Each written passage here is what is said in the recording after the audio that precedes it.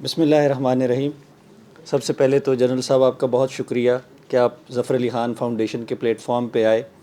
اور جو پاکستان کا ایک بنیادی مقدمہ ہے کشمیر کا مقدمہ،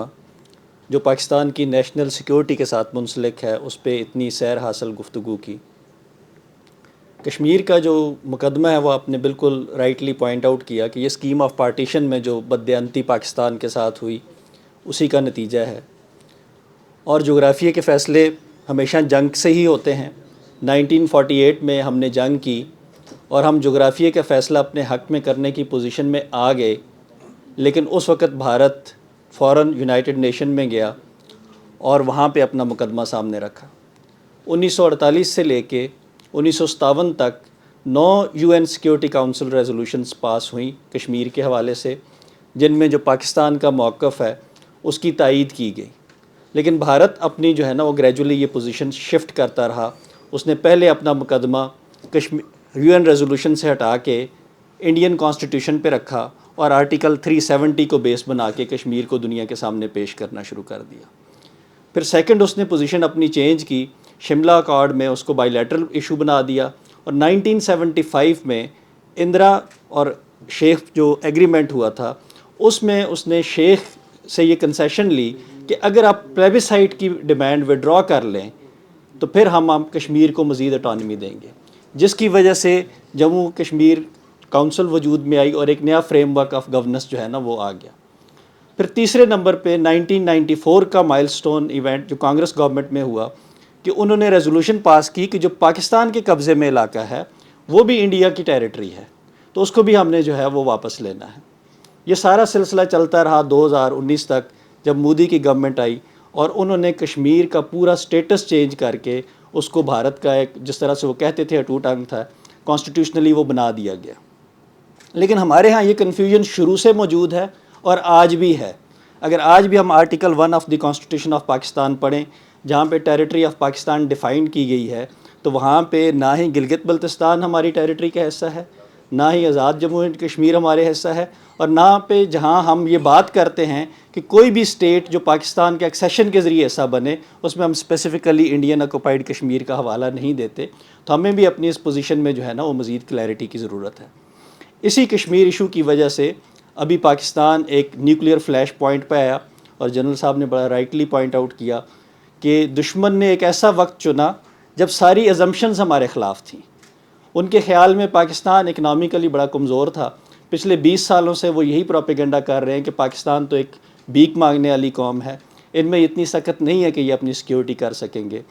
انہوں نے یہ بھی ازیوم کیا ہوا تھا کہ پاکستان کے اندر اس وقت انٹرنل سٹرائف ہے،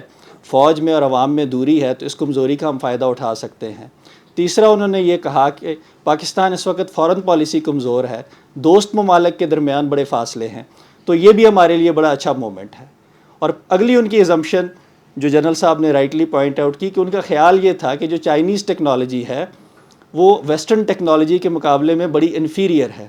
حالانکہ یہ ازمپشن فیکٹس پہ بیس نہیں کرتی تھی۔ چائنا نے 1978 سے لے کے اب تک جو 40 سال میں ہیومن ڈیولپمنٹ کی تاریخ ڈاکومنٹ کی ہے، تاریخ کا کوئی ایرا اور کوئی ملک اس سے کمپیریبل نہیں ہے۔ تو ان ساری ازمپشنز کے ساتھ وہ اس انٹینشن کے ساتھ میدان میں آئے تھے۔ یہ جو ایئر سٹرائک تھا جس میں انہوں نے دہشت گردوں کا بہانہ بنایا، دہشت گردوں پہ حملہ کرنے کے لیے 80 طیارے کوئی نہیں لے کے آتا، یہ اسی طرح کا سٹرائک تھا جس طرح کا 1967 میں مصر پہ اسرائیل نے کیا تھا۔ اگر ہماری ایئر فورس کرپل ہو جاتی، ایئر ڈیفنس کرپل ہو جاتا، تو جو کچھ لوگوں نے اپنے سوالات میں اس خدشے کا اظہار کیا تھا، تو ہو سکتا ہے ہم پہ میسو گراؤنڈ اٹیک بھی ہو جاتا۔ لیکن اللہ کا شکر ہے اور پاکستان کی مسلح افواج کی جرأت کو، بہادری کو اور ان کی پریپریشن کو ہم سلام پیش کرتے ہیں کہ انہوں نے اتنا بڑا جو حملہ تھا جس میں جو پاکستان کی سالمیت پہ کیا گیا اس کو ناکام بنایا، اور اس میں ہم اپنے دوستوں کو بھی، دوست ممالک کو بھی، جس میں بالخصوص چین ہے اور ترکی ہے، آذربائیجان ہے، ان کا بھی شکریہ ادا کرتے ہیں کہ جنہوں نے بالکل ساری دنیا ایک طرف کھڑی ہوگی اور وہ پاکستان کے ساتھ، جیسے ہمارے آپریشن کا نام جو ہے نا بنیان المرصوص ہے، سیسا پلائی ہوئی دیوار ہیں، یہ ہمارے دوست ممالک بھی ہمارے ساتھ سیسا پلائی ہوئی دیوار کی طرح کھڑے رہے، ہم ان کے بھی یقیناً بہت مشکور ہیں۔ اسی طرح سے ابھی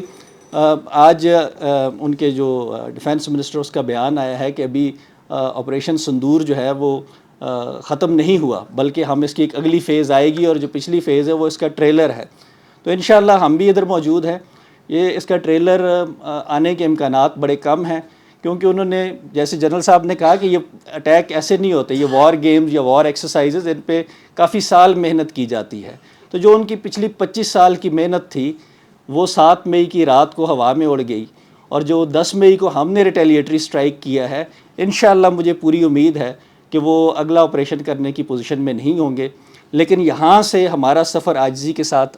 آگے اس طرح سے چلنا چاہیے کہ جیسے ہمارے ایک بچے نے سوال کیا کہ آج کا وارفیئر چینج ہو چکا ہے، ایوالو ہو چکا ہے، جو نیشنل سیکیورٹی کی ڈائمینشنز ہے وہ ملٹی فیریس ہے، اس میں ملٹری سے زیادہ ٹیکنالوجیکل ایج ہے، جس پہ جنرل صاحب نے بھی بڑی تفصیل سے بات کی۔ تو اب ہمیں اپنی یونٹس اور ریجمنٹس کے بجائے اپنی یونیورسٹیز کو بھی تیار کرنا ہوگا۔ یہ جو بیٹل ہوئی ہے 7 مئی کی، یہ بیسیکلی یونیورسٹی آف بیجنگ اور MIT کی جنگ تھی، جو یونیورسٹی آف بیجنگ نے جیتی ہے۔